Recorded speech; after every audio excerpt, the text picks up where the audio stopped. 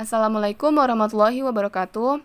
Kami dari kelompok 6, saya Nurul Wafa, akan mempresentasikan tentang filantropi Islam.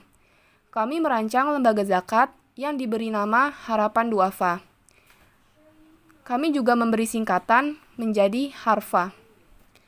Di slide pertama dapat dilihat bahwa terdapat logo rumah yang berwarna kuning. Rumah sendiri memiliki arti tempat menampung dan juga menyalurkan kebaikan. Sedangkan warna kuning memiliki arti kehangatan, rasa bahagia, bahkan mengandung makna optimis, semangat, dan juga ceria. Selanjutnya di slide kedua terdapat visi. Visi kami yaitu menjadi lembaga amil zakat yang amanah dan juga mampu membantu bangsa dalam rangka mengentaskan kemiskinan, yang tentunya dilandasi dengan nilai-nilai Islam dan juga dalam rangka menyejahterakan masyarakat. Selanjutnya, misi. Misi pertama kami ialah memudahkan masyarakat dalam menyalurkan hartanya untuk zakat ataupun sedekah. Jadi kami menampung dan juga menyalurkan harta-harta mereka yang ingin zakat maupun sedekah. Yang kedua ialah membantu masyarakat yang memerlukan bantuan dan juga membantu mengentaskan kemiskinan.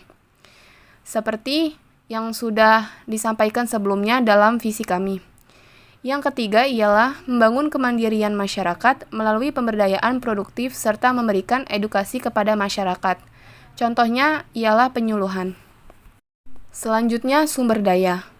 Sumber daya yang pertama ialah sumber daya manusia, yang tentunya mencukupi dan juga paham dalam mengelola lembaga zakat, yang biasa disebut dengan amil zakat, dan sudah mendapat legalitas atau persetujuan dari pemerintah maupun masyarakat setempat.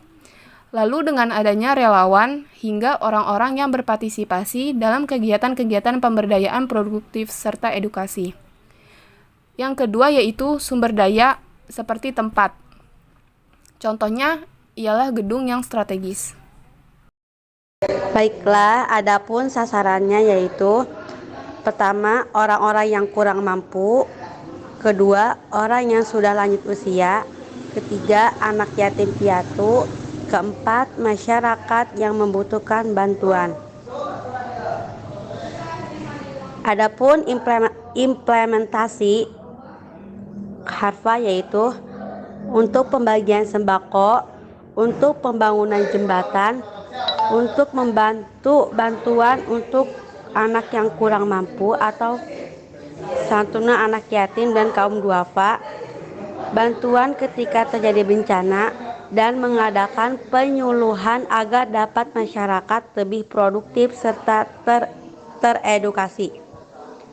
Adapun budaya kerja kami yaitu disiplin, amanah, pekerja keras, tidak mudah menyerah, tekun, rajin, ramah, dan selalu tersenyum, tidak mudah mengeluh, dan mematuhi pemimpin dan tegas.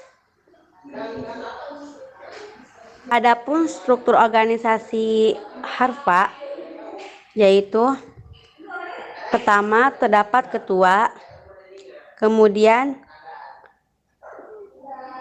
Dewan Syariah, audit internal, lalu terdapat bidang penghimpunan, bidang penindustrian dan pendayagunaan, divisi pengumpulan, divisi pendistribusian dan pendayagunaan, amil, dan layanan muzaki dan mustahik.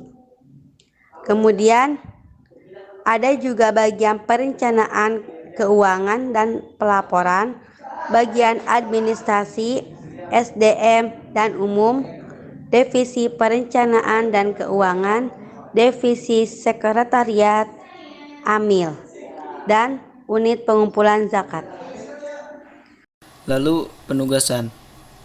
Pertama, Dewan Syariah, yaitu tugasnya adalah 1. Memberikan nasihat dan saran kepada direksi serta mengawasi kegiatan organisasi agar sesuai dengan prinsip syariah.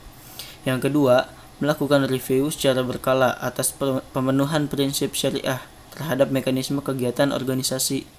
Yang ketiga, meminta data dan informasi terkait dengan aspek syariah dari satuan kerja organisasi dalam rangka pelaksanaan tugasnya. Lalu yang kedua, ada audit internal, yaitu tugasnya menyusun dan melaksanakan rencana audit internal tahunan, menilai efektivitas sistem pengendalian internal, sistem manajemen risiko, dan sistem teknologi informasi sesuai kebijakan perseroan, melakukan pemeriksaan dan penilaian atas efisiensi dan efektivitas di bidang keuangan, akuntansi, operasional, sumber daya manusia, pemasaran, teknologi informasi, dan kegiatan lainnya. Memberikan saran, perbaikan, dan informasi objektif tentang kegiatan yang diperiksa pada semua tingkat manajemen. Lalu yang terakhir, memantau, menganalisis, dan melaporkan pelaksanaan tindak lanjut atas perbaikan yang telah disarankan. Lalu yang ketiga, bidang pengumpulan.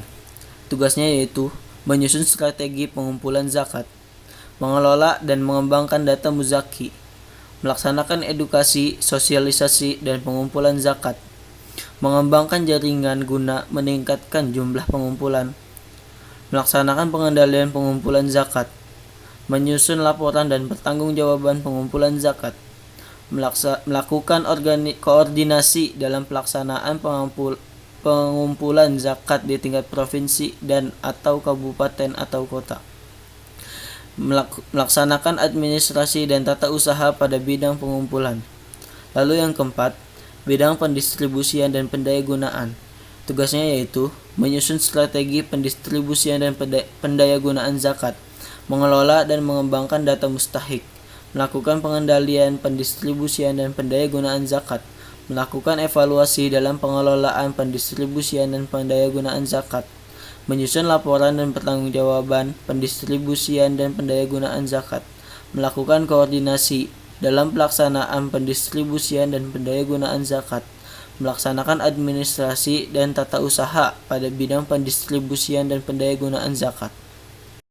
Yang kelima, bidang perencanaan dan keuangan, yaitu tugasnya adalah menyusun rencana program-program, mencatat dan melaporkan keuangannya. Yang keenam, sekaligus yang terakhir, bidang ADM, SDM, dan umum. Tugasnya adalah menyusun strategi pengelolaan amil zakat, menyusun strategi peningkatan kualitas sumber daya amil zakat dan kredibilitas lembaga dengan mendapatkan sertifikasi profesi dari lembaga, menyusun rencana amil zakat, menyusun rencana strategi komunikasi dan hubungan masyarakat, melaksanakan pengawasan, pengendalian, dan penilaian terhadap amil zakat, melakukan pengadaan pencatatan, pemeliharaan, pengendalian, dan pelaporan aset, melakukan administrasi dan tata usaha pada bagian administrasi, sumber daya manusia, dan umum. Baik, mungkin cukup sekian presentasi dari kami. Apabila ada kesalahan, mohon dimaafkan. Sekian dari kami. Wabillahi taufiq wal hidayah. Wassalamualaikum warahmatullahi wabarakatuh.